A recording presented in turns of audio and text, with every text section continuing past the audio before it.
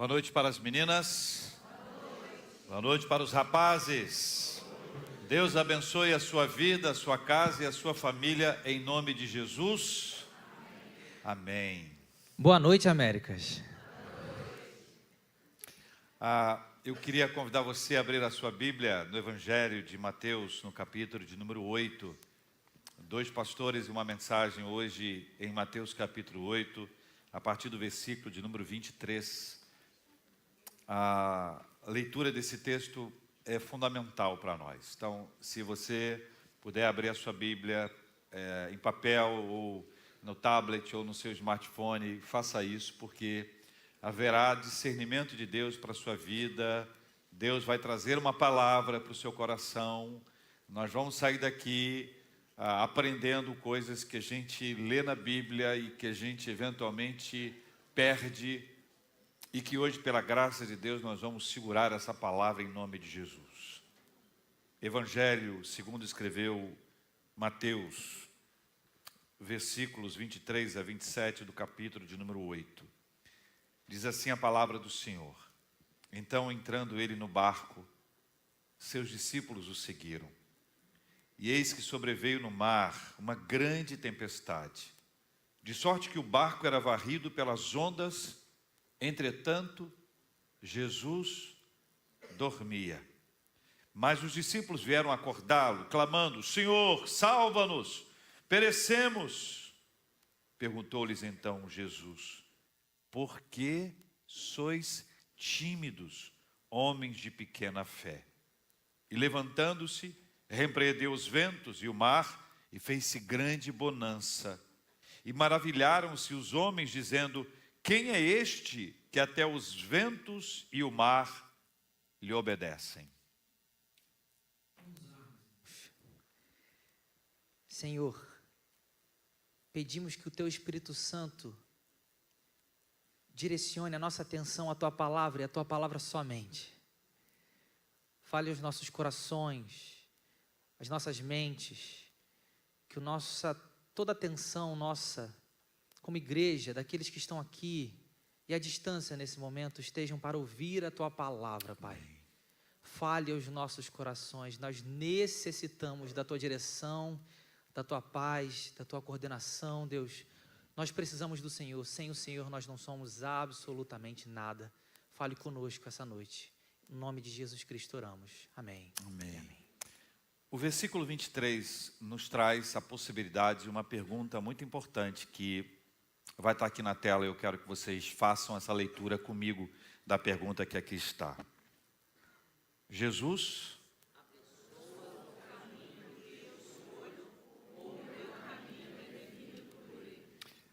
abençoa o caminho que eu escolho, ou o meu caminho é definido por Ele? Essa pergunta pode ser respondida por outra pergunta. Jesus fez muito isso, ele respondia perguntas com perguntas.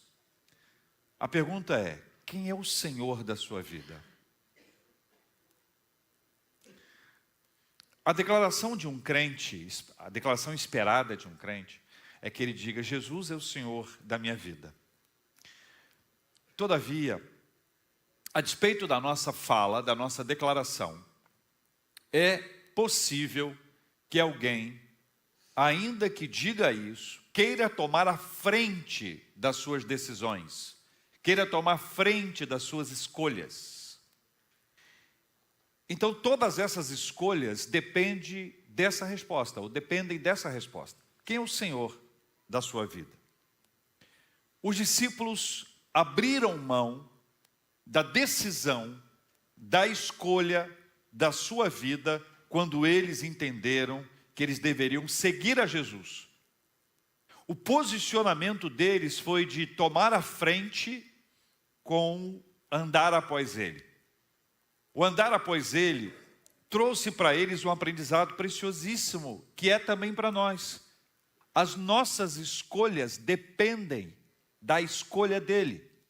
As escolhas de Cristo são prioritárias na nossa vida. O que Ele faz na nossa vida vai nos fazer andar após Ele e não o contrário. Mas para pensar. Quantas vezes na sua vida você disse assim: Jesus, eu já escolhi, tem misericórdia de mim, me ajuda, me abençoa. Em outras ocasiões, me socorre, Jesus, que eu escolhi errado. Eu fiz uma escolha errada, eu tomei uma decisão errada.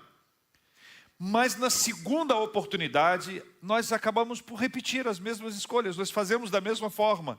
Escolhemos e clamamos, tem misericórdia.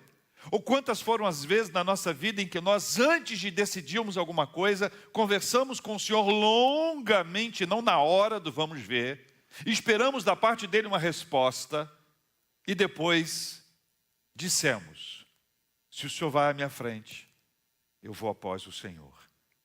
Então, a resposta para essa pergunta está no versículo de número 23. Os discípulos seguiram a Jesus. Jesus entrou no barco.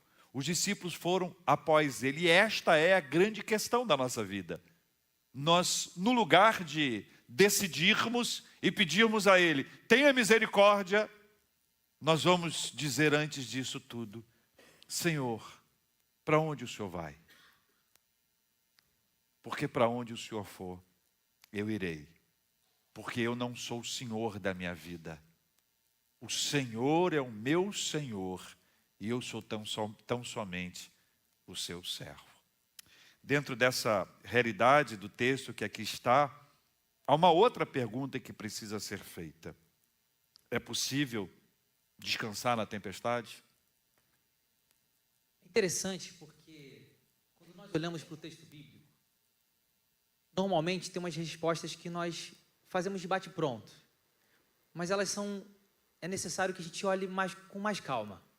Por exemplo, Filipenses 4:7, nós citamos muitas vezes a paz que excede todo o entendimento. A lógica de Paulo, do apóstolo Paulo, inspirado por Deus, ela é muito maior do que simplesmente do ambiente que está tudo bem. As contas pagas, os filhos estão obedecendo, a vida está plena. A paz que excede todo entendimento é sobre o momento da sua vida que está totalmente, entre aspas, desregulado, que as pessoas que olham de fora não conseguem compreender a tamanha tranquilidade e paz que esse irmão, que essa irmã, que essa pessoa está tendo. Essa paz é da consciência de quem Deus é e de quem ela é. A paz que excede todo entendimento nos responde: sim, é possível, no momento da dor, do lamento, do barco balançando, da gente ter paz.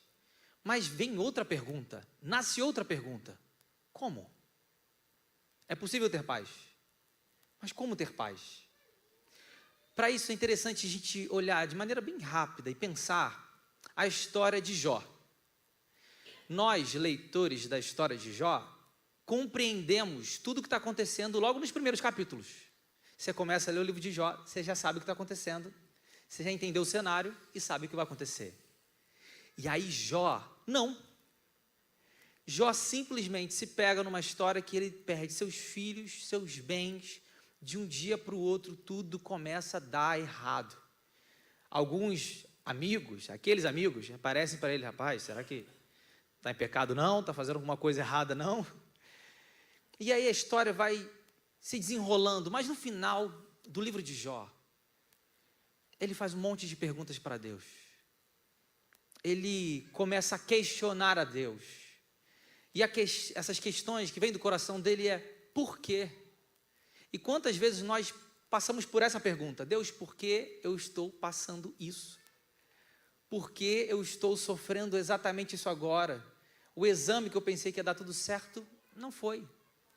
Aquilo que eu planejei foi para outro lugar. E a gente começa a perguntar: por quê? Por quê? E por quê? Jó entra nessa lista daqueles que perguntam: por que, Deus? E aí Deus aparece na história. E quando Deus aparece na história, você fala: ah, Deus está aparecendo na história para responder todas as perguntas de Jó. E aí Deus aparece na história fazendo o quê? Mais perguntas. Jó, onde você estava quando eu coloquei os fundamentos do mundo? Onde você estava, Jó, quando eu desenhei o cosmos? Onde você estava quando eu fiz tudo isso aqui? O que Deus está ensinando para Jó, para mim e para você? É que Jó, Luan, JR, todos aqui, não importa para vocês, para nós, saber o porquê daquilo que nós estamos passando. Importa é que Deus sabe o porquê. Quando Jó entende isso, seus olhos se abrem. Deus, antes eu te conhecia de ouvir falar, mas agora eu te conheço de verdade. Nós podemos passar por momentos complexos sim na nossa vida, mas substituir os nossos porquê, Deus, porque talvez Deus nunca vai responder. Mas saiba de uma coisa, Ele está do nosso lado. Os discípulos ali, eles poderiam olhar para a tempestade ou para Jesus dormindo, a tranquilidade, mas eles preferiram olhar para a tempestade. Agora a gente não vai fazer uma pergunta, mas uma afirmação, e vai estar aqui na nossa tela. Gostaria que todos nós falássemos juntos. A falta de fé abre portas para o desespero e a fé nos alimenta de esperança. A falta de fé traz para dentro da nossa vida o desespero. Se você não crê em Deus, numa hora de adversidade, a tendência que a pessoa tem é de não encontrar solução. A fé, ela abre portas para a esperança. Os discípulos enxergaram a tempestade e o desespero os abateu. Isso acontece com eles e talvez com 2 ou 3 pessoas aqui hoje. Que quando nós somos surpreendidos por uma adversidade, a tendência que a gente tem, primeira tendência é o desespero, é não enxergar uma solução, não perceber uma saída, uma alternativa. Existe uma dinâmica que é muito interessante e é uma espécie de teste de fé. Quando você é surpreendido por uma adversidade, o que te chama mais a atenção? Aonde você encontra o lugar do consolo e do ânimo novo, da força? É quando a gente berra, é quando a gente grita, ou quando a gente ora, ainda que aos berros e gritos. A falta de fé traz para a gente esse lugar de ausência total de esperança.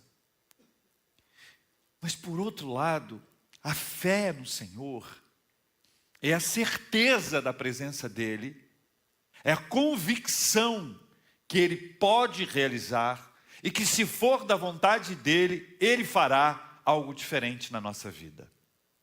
A Reforma Protestante tem, no Castelo Forte, um dos seus hinos mais eloquentes. É exatamente o Castelo Forte que a gente canta na época da Reforma, embora ele seja um hino para ser cantado em qualquer tempo. Mas ao declarar a sua fé no Senhor, que é o nosso castelo forte, aquele que nos protege, aquele que nos guarda, onde nós podemos residir em segurança, o lugar de paz e de tranquilidade. Lutero e os irmãos do passado declaravam publicamente a sua confiança em Deus, não em si mesmos e não num sistema religioso. Quando o sofrimento bate à nossa porta, supondo que a gente tenha 60 minutos, imagine a linha do tempo de 60 minutos. Nós podemos ficar 5, 10 minutos perdidos, e é normal. Mas os outros 50, nós vamos aproveitar para orar. Nós vamos aproveitar para clamar ao Senhor. Nós vamos aproveitar para nos enchermos da presença de Deus, para pedirmos a Ele que renove a nossa força, que nos mostre uma saída, que Ele nos dê uma alternativa, que Ele mostre, abra diante de nós aquilo que a gente não consegue ver na hora do desespero. É por isso que conselheiros são muito importantes na hora do desespero, porque no desespero a nossa visão fica turva, e a imagem que vai ser fácil para a gente entender é um túnel longo em que há uma curva. E quando você entra nesse túnel, antes da curva, você não vê a saída. E essa visão turva, que escurece, que impede que a gente veja, é a hora do desespero. Mas nós temos um conselheiro que não depende do acesso por telefone ou da presença ao nosso lado fisicamente. Ele é o maravilhoso conselheiro. E Ele há de nos dar, num momento como esse, a possibilidade de enxergarmos aquilo que a gente não vê. Por isso, Jesus disse, tímidos, pequena fé. Porque à medida que a fé entra na nossa vida, Ele declara diante de nós as suas maravilhas. Por isso, o que dizer e fazer diante da manifestação do poder de Jesus? Eu fico imaginando, sabe, meio The Chosen, meus irmãos. Tem hora que a gente imagina as coisas assim, né? E eu fico imaginando, deu tudo certo, o mar parou, chegaram lá, e aí a conversa do grupo. E alguém falando assim, rapaz, ainda bem que eu acordei Jesus, hein? Se não fosse eu, né? Se eu não tivesse acordado Jesus, ó, vocês me agradeçam, hein? Chamei fulano, vem comigo.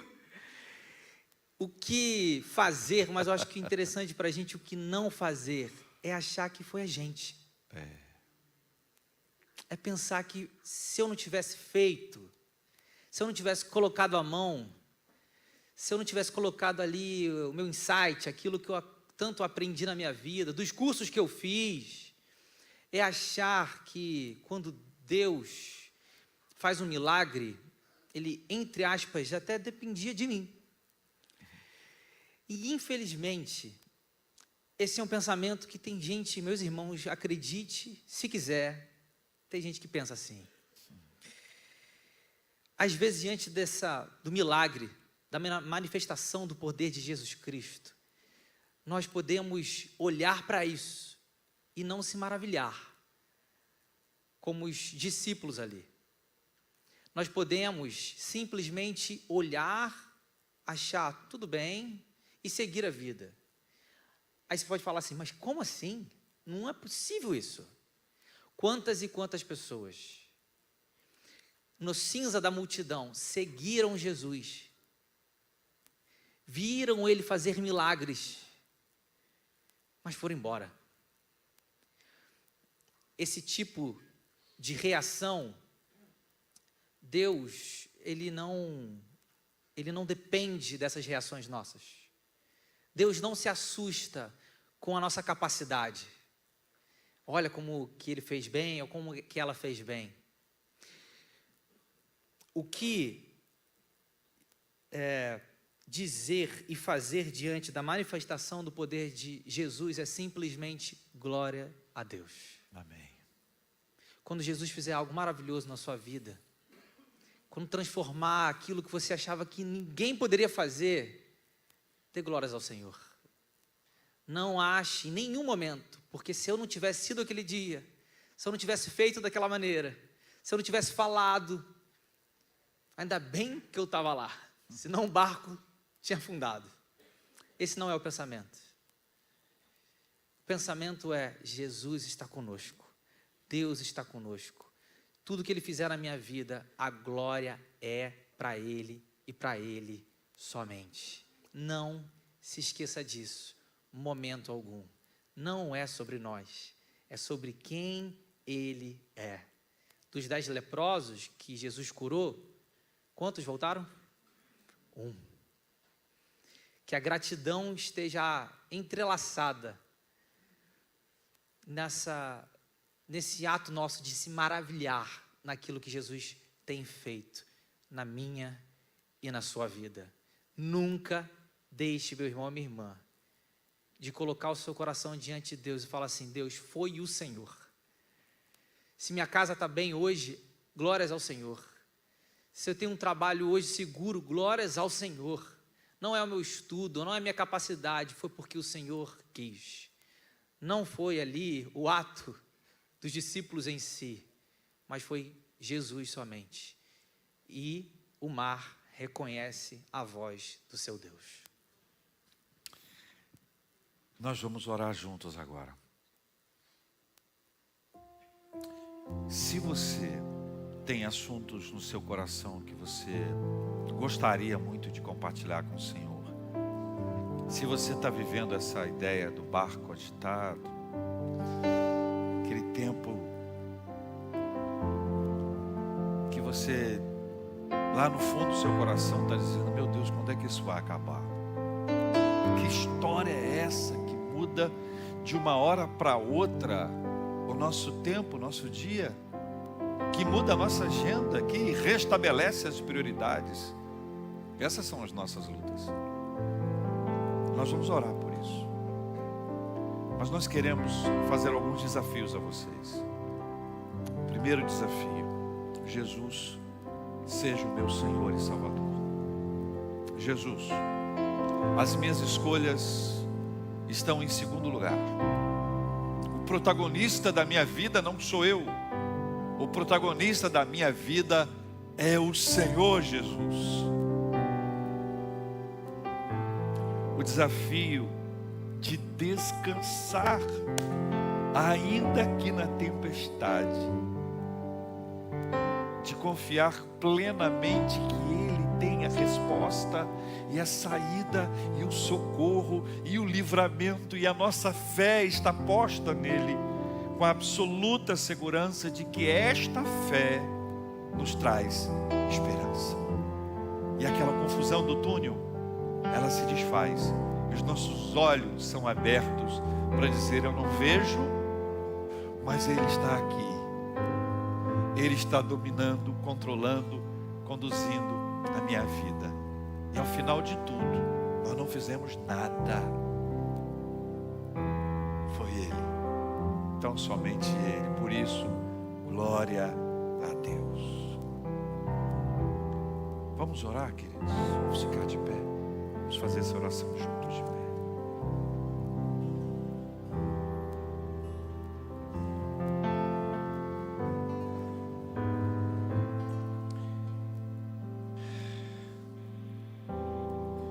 Senhor Deus, aqui estamos nós, na mais absoluta necessidade, na dependência plena do Senhor, na confiança.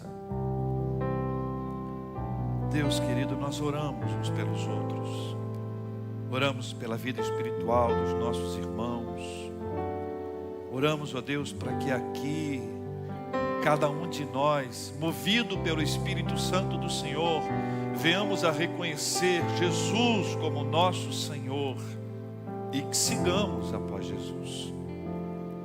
E que o tempo de dizer: abençoa as minhas escolhas, seja substituído por: Jesus, quais são as suas escolhas? Que o Senhor nos ensine a descansar em meio à tempestade. Que o nosso coração seja tão cheio de fé que a esperança assuma o lugar do desespero. E que no correr dessa história nós nos unamos ao dizer e declarar: glórias sejam dadas ao nome do Senhor. Visita, Senhor Deus, a cada família aqui.